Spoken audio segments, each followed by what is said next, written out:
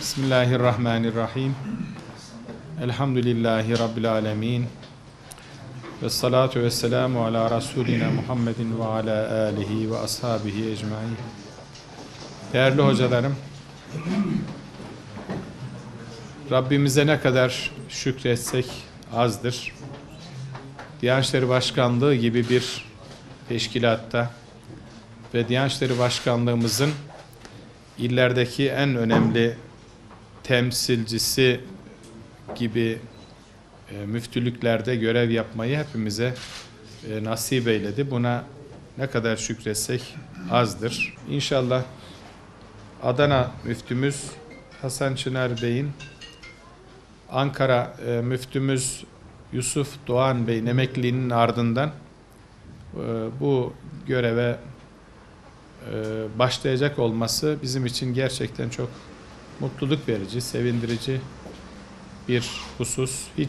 Yusuf hocamıza çok teşekkür ediyoruz. Yani bizim yüzümüzü ak eden, göğsümüzü kabartan bir müftülük dönemi geçirdi burada. Allah razı olsun. Bundan sonraki hayatında kendisine uzun ömürler diliyoruz, sağlıklı ömürler diliyoruz.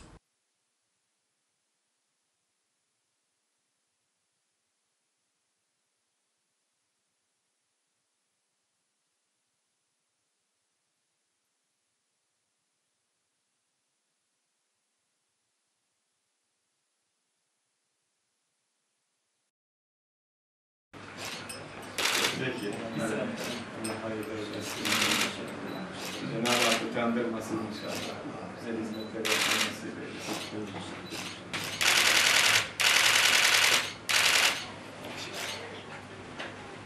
Amin. Elhamdülillahi Rabbil alemin. Ve salatu ve selamu ala Resulina Muhammedin ve ala alihi ve sahbihi ecmaîn. İlahel alemin.